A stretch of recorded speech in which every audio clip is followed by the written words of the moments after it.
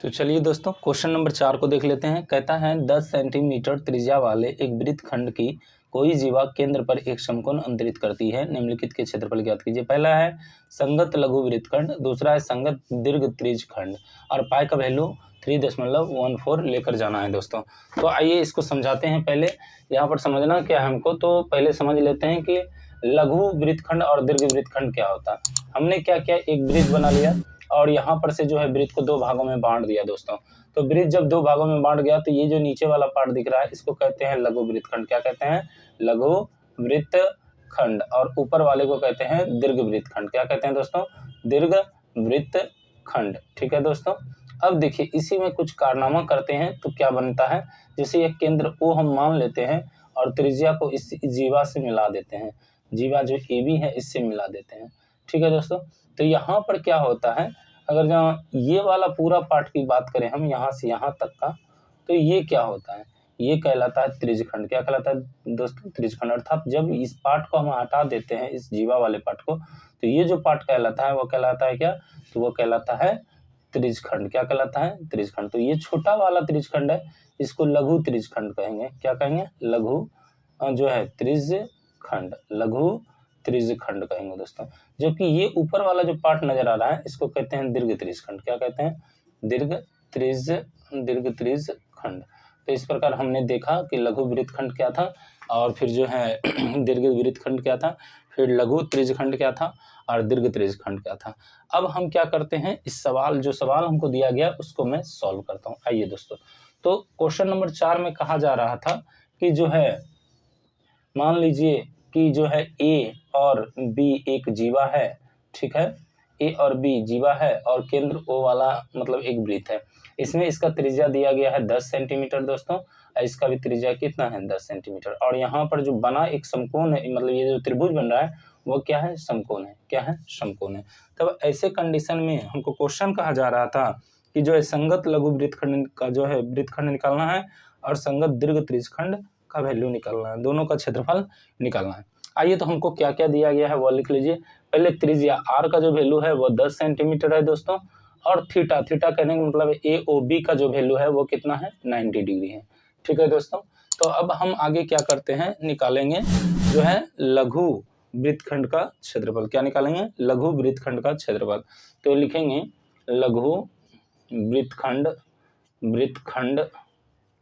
का क्षेत्रफल बराबर क्या होता है? लघु वृत्तखंड का क्षेत्रफल।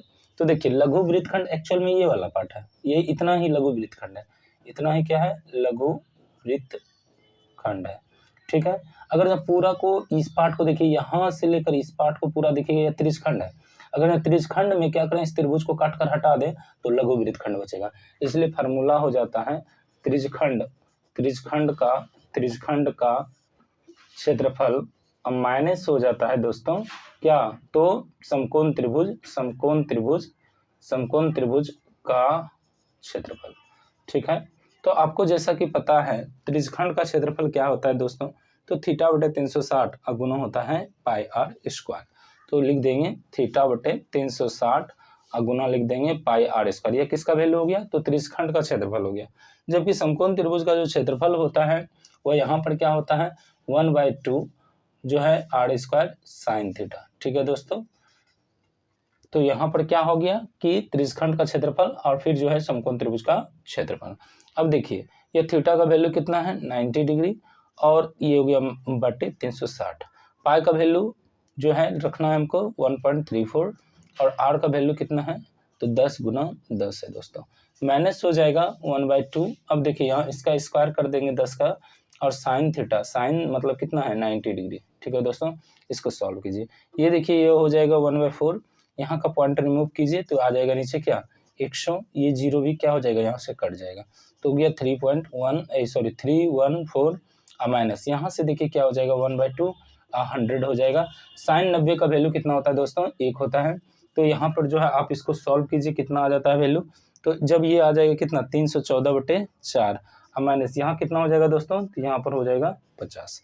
अब इसको सॉल्व करते हैं तो इसको डिवाइड करने पर आ जाता है 78.5, और यह जो वैल्यू देगा कितना? 50 ही है।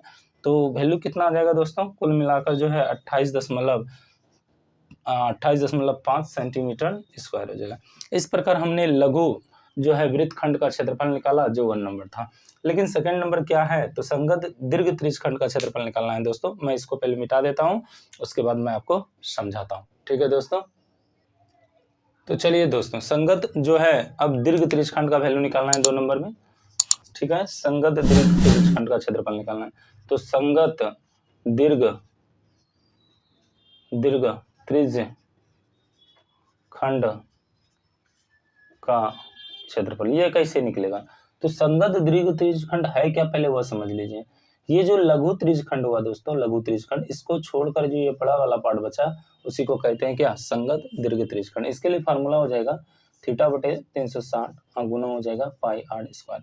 लेकिन ध्यान इस बात का रखना है कि अब जो यहाँ पर थीटा होगा संगत त्रिज्यखंड के लिए, वो थीटा कितना होगा, तो 90 में मतलब 360 में जब 90 को हटा देते हैं तो बचता है तो 270।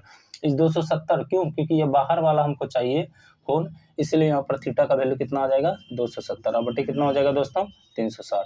ये पाई का वैल्यू 3.14 और त्रिज्या है 10 गुना 10। ठीक है, इसको सॉल्व कीजिए। ये देखिए कितने टाइम में कटा, 9×3 = 27 और 9×4 = 36 अर्थात 3/4। और यहाँ पॉइंट रिमूव कीजिए दोस्तों, नीचे कितना आ जाएगा 100, ये 0 0 कैंसिल हो जाएगा और ये हो गया 3 पॉइंट कितना, सॉरी 31 14 हो गया, 31 4 हो गया अर्थात 3 1 4 हो गया। ठीक है दोस्तों, अब क्या करेंगे, इसको हम गुना कर देंगे। ठीक है, इसका गुना कीजिए दोस्तों और वैल्यू देखिए कितना आता है। तो पहले ये दोनों को गुना कीजिए, 3 और 4 12, एक रहता है 3 1 4 और 3 3 9। फिर इसको क्या करेंगे, हम डिवाइड कर देंगे। डिवाइड करके जो वैल्यू आएगा वही इसका आंसर हो जाएगा। आइए दोस्तों डिवाइड करते हैं, तो ये वैल्यू कितना हो जाएगा 235.5 सेंटीमीटर स्क्वायर। तो इस प्रकार हमने क्वेश्चन नंबर 4 को सॉल्व किया।